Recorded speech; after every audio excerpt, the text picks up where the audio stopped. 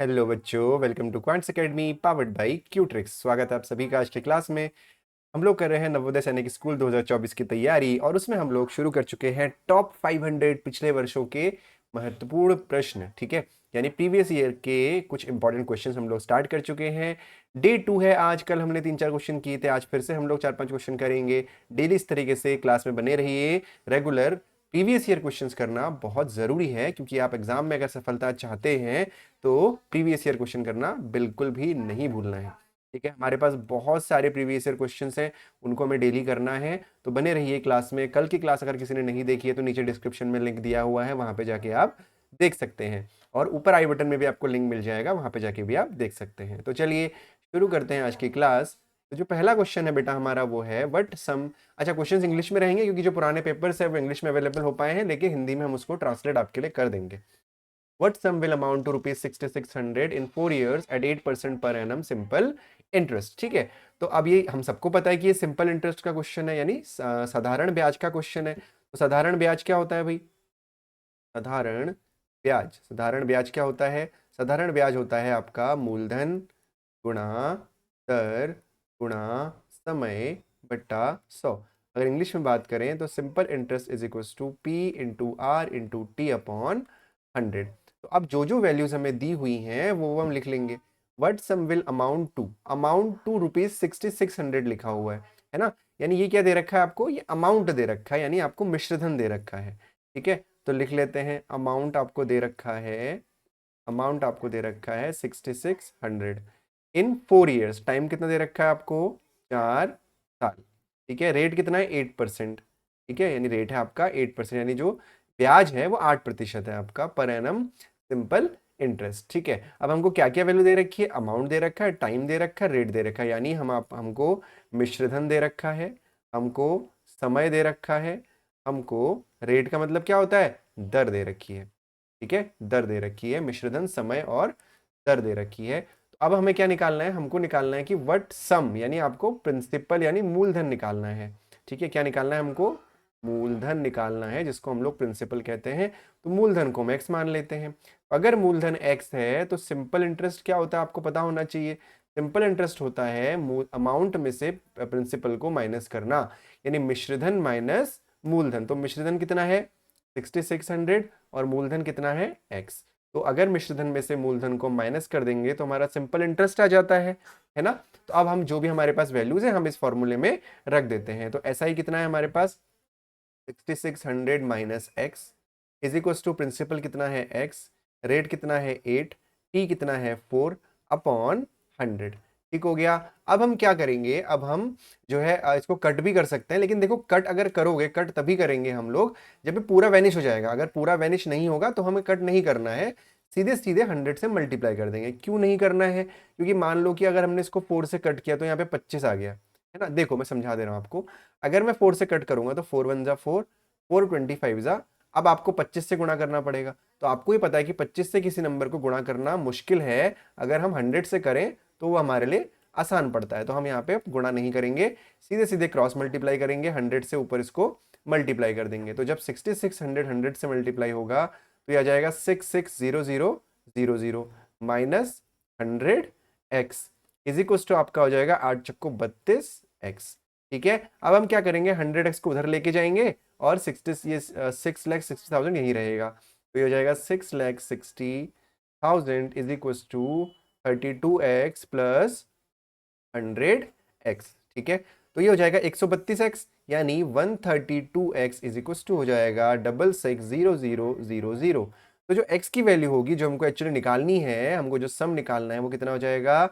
66,000 upon 132। इससे divide कर देंगे। अब डिवाइड करना भी आसान है। अगर आप देखोगे तो 3 से ये पूरा पूरा कट जा रहा है, तो 3 से मैं आपको काट के दिखाता हूँ। 3 4 जा 12, 3 4 जा 12।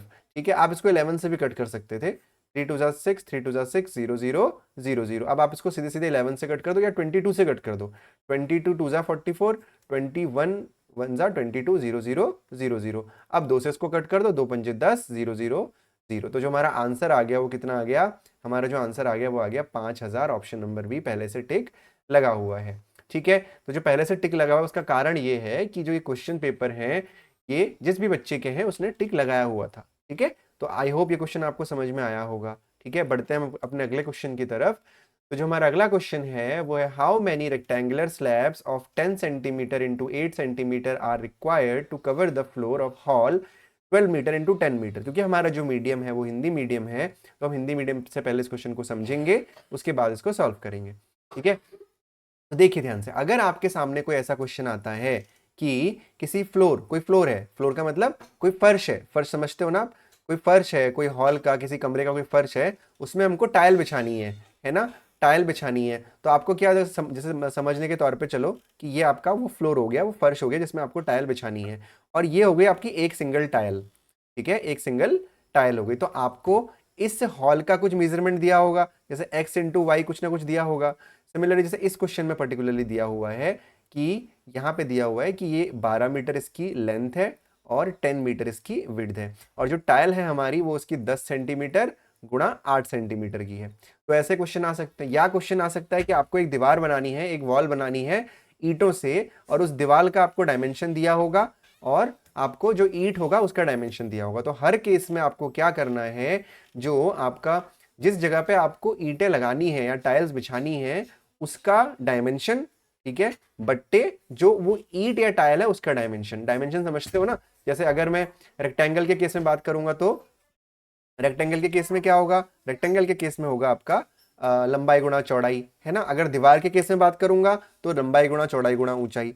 ठीक है, लेकिन उसमें हमें एक चीज ध्यान रखनी है, अगर हम इस क्वेश्चन को देखेंगे तो यहाँ पे जो हॉल की लंबाई है वो 12 मीटर गुणा 10 मीटर दे रखी है आपको, और जो टाइल का दे रखा है वो 10 सेंटीमीटर गुणा 8 सेंटीमीटर दे रखा है आपको।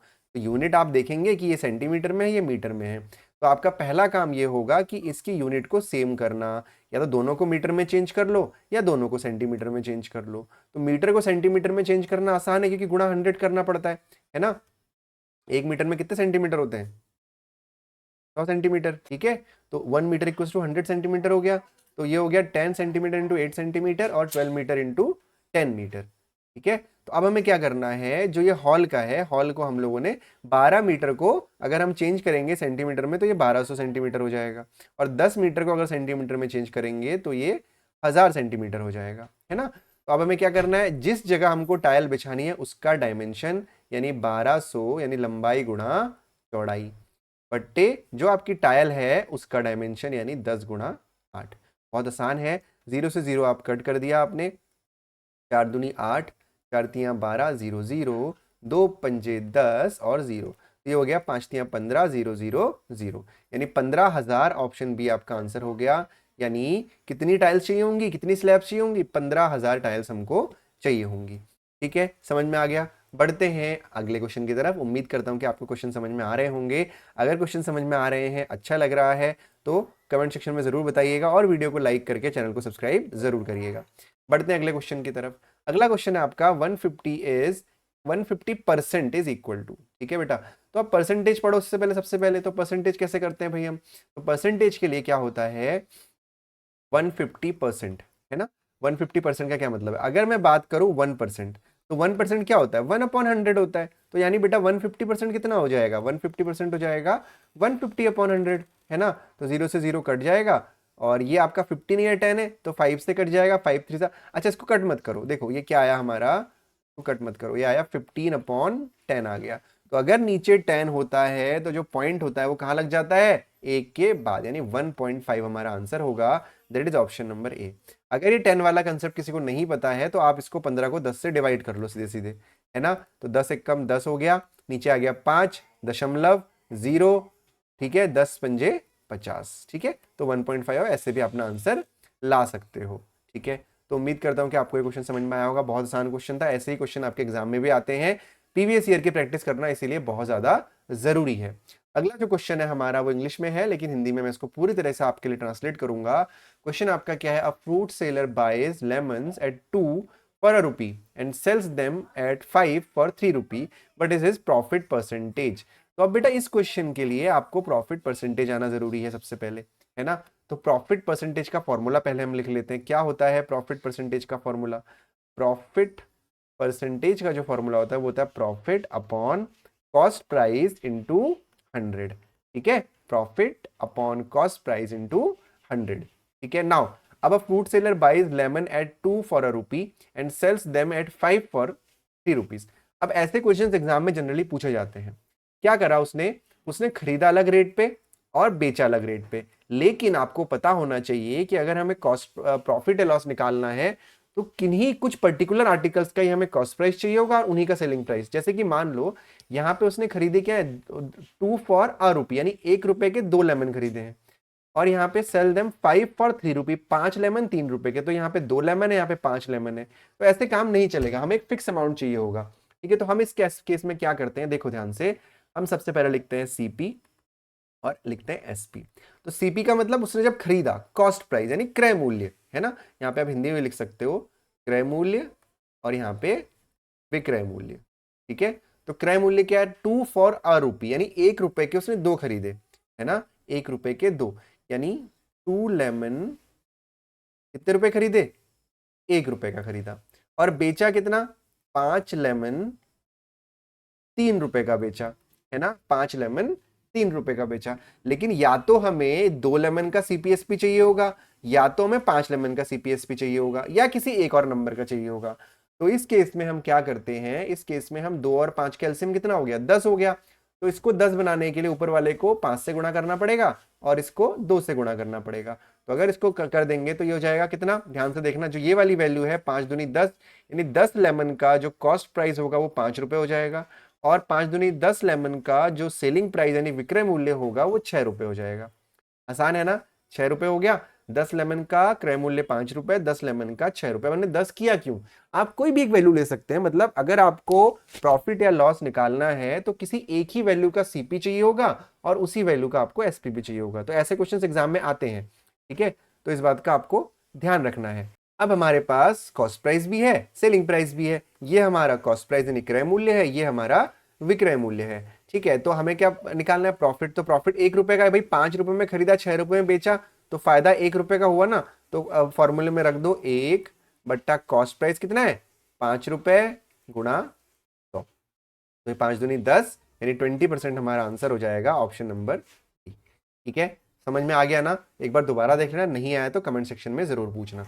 अगला क्वेश्चन है आपका, Which of the following numbers is divisible by 3, 4, 5, 6? बहुत आसान क्वेश्चन है। हिंदी में अगर मैं बात करूं, इन चारों में से वो कौन सा नंबर है जो 3, 4, 5 और 6 सभी से डिवाइड हो जाएगा। तो कुछ मत करो, एलसीएम मत निकालो, कुछ मत करो। ठीक है ना, सिंपली क्या करो, एक एक करके चेक करो। जो 36 है तो 36 3 से डिवाइड होता है, 4 से होता है, 5 से नहीं होता, तो ये हमारा आंसर नहीं हो सकता।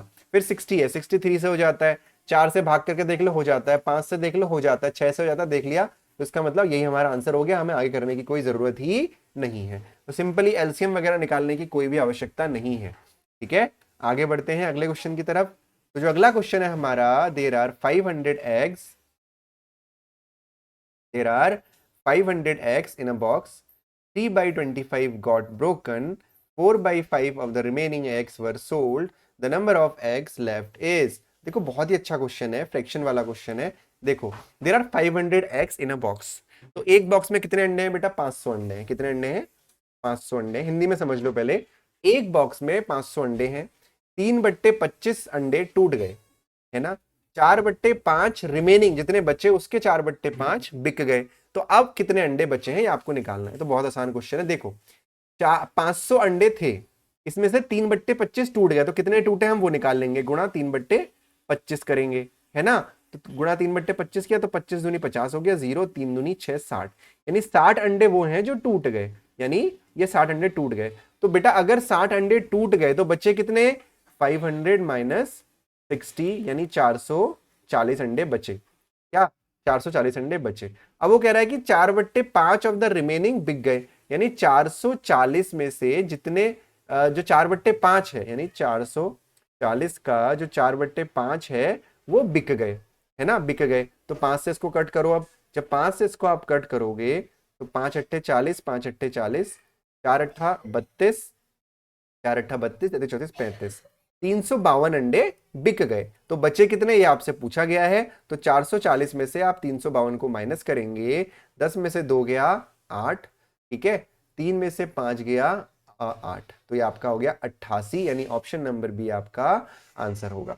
तो ऐसी छोटी छोटी वीडियोस के माध्यम से आपको मैं प्रीवियस ईयर करा रहा हूँ। जैसे जैसे आप लोगों की स्ट्रेंथ क्लास में बढ़ेगी, ठीक है, वैसे ही आप लोगों का जो क्वेश्चंस हैं वो आप लोगों को अच्छे से आते रहेंगे, ठीक है, यानी क्वेश्चन का नंबर भी बढ़ता रहेगा। उम्मीद करता हूं कि बेटा क्लास आपको अच्छी लगी होगी। तो रेगुलर प्रीवियस ईयर क्वेश्चन करना बहुत जरूरी है। अगर आपको एग्जाम क्वालिफाई करना है तो प्रीवियस ईयर क्वेश्चन करते रहिए, ठीक है, रेगुलर क्लास में आते रहिए, आपके लिए बहुत अच्छा रहेगा। Take care, bye bye. मिलूंगा आपसे कल फिर डे 3 में, जिसमें हम लोग और 4-5 क्वेश्चन करेंगे। कुल मिला के हम लोग 500 टॉप 500 मैंने लिखा है, लेकिन उससे भी ज्यादा हम लोग क्वेश्चन करने की कोशिश करेंगे। अपना ध्यान रखिए। Bye bye and take care.